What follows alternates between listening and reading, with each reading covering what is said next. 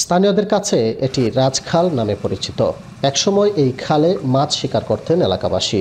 এখন মাছ তো দূরের কথা, খালের পানি কুচকুচে কালো, দুর্গন্ধে আশপাশে টেকাই মুশকিল।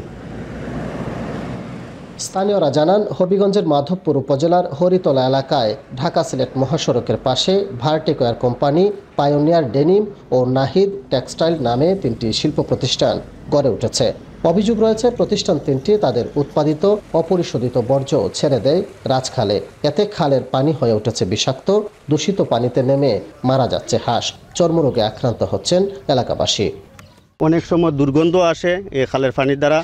আর খালের পানি তো আমরা আগে ইউজ করতাম, ব্যবহার করতাম, এখন আর এগুলা ব্যবহার করা যায় না। কয়েকদিন আগে আমাদের এই এলাকার একজন কামারি প্রায় 300 হাঁসের মতন মারা গেছে এই খালের পানি খাইয়া। এক সপ্তাহ আগে 13টা হাঁস মারা গেছে। 13টা আসলে আমি কোম্পানির দ্বারা গেলে কোনো অপাইমো। এলাকার কয়েক হাজার হেক্টর ফসলি জমির সেচের বড় উৎস ছিল এই খাল। সাতপাড়িয়া হাওর, এখতিয়ারপুর হাওর, পিয়াম হাওর ও সাকুশাইল হাওরে বিষাক্ত পানি ঢুকে নষ্ট হচ্ছে ফসলি জমি। সেই সাথে জমি প্রস্তুতে বাড়ছে উৎপাদন খরচ। এই পানি আসার পর থেকে আমরা এই খালি দিয়ে আমরা কোনো মাছ আমরা খাইতে পারি না, সব মাছ মেরে যায়। পুকুরে ঢুকলে তো পুকুরে মাছ যায় মারা, জমিতে উঠলে জমির ফসল নষ্ট হয়ে যায়। আগে তো যে ধান ফলতো উনি ময়লা পানি শেষ।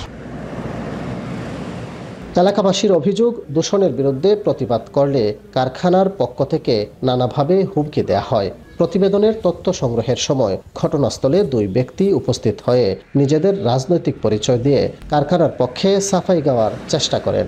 লক্ষ লক্ষ মানুষ কাজ করতেছে, কর্মস্থান আছে, অনেক মানুষ প্রতিষ্ঠিত হচ্ছে, অনেক মানুষের ব্যবসা করতেছে, অনেক মানুষের চাকরি করতেছে, বাট পানিটা কালো।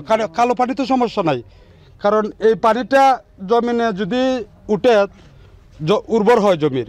ইন্ডাস্ট্রি হওয়ার ফলে এটা উন্নতি সাধিত হচ্ছে।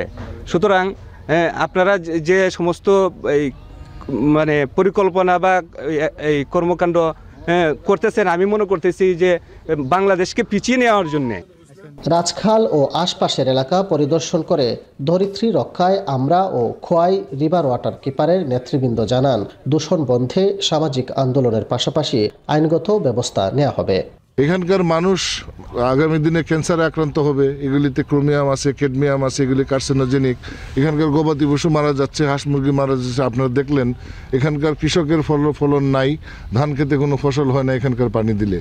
কাজেই এটা যে বিরাট নেতিবাচক প্রভাব তৈরি করেছে অত্র অঞ্চল এবং জাতীয়ভাবে, সেটা আমলে নিয়ে সরকারকে অবশ্যই এই শিল্প দূষণ বন্ধ করা দরকার। সম্প্রতি খাল ও অভিযুক্ত শিল্প প্রতিষ্ঠান 3টি থেকে নির্গত পানির মান পরীক্ষা করেছে পরিবেশ অধিদপ্তর, যেখানে খালের পানিতে অতিরিক্ত মাত্রায় দূষণের প্রমাণ মিলেছে। খালের যে পানিটা, সেটার কোয়ালিটি আমাদের যে টেস্ট রিপোর্ট সেই অনুযায়ী সেটার যে আমাদের প্যারামিটারগুলো আছে, পিএইচ, সিওডি, বিওডি এবং টিডিএস, যেগুলো আমরা আমাদের ল্যাবে পরিমাপ করেছি, সেগুলো অধিকাংশই আসলে লিমিটের বাইরে। অর্থাৎ ওই পানির যে আমরা যে লিমিট স্ট্যান্ডার্ড ধরে থাকি তার চেয়ে বাইরে। এই রাজখাল বলভদ্র নদী হয়ে মিশেছে মেঘনায়। এতে বৃহৎ এলাকা জুড়ে এই দূষণ ছড়িয়ে পড়ার শঙ্কা দেখা দিয়েছে। কাজল সরকার, এখন হবিগঞ্জ।